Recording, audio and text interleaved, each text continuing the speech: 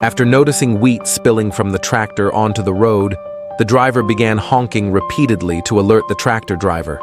On the narrow country road, with no room to pass, the tractor driver misunderstood the signal and sped up, intending to turn at the intersection to let the car behind pass. However, the honking continued, and the driver behind shouted, "It's spilling! It's spilling!" The tractor driver finally understood the warning, quickly got out, and sealed the leak. Initially annoyed by the constant honking, the tractor driver soon realized it was a thoughtful gesture.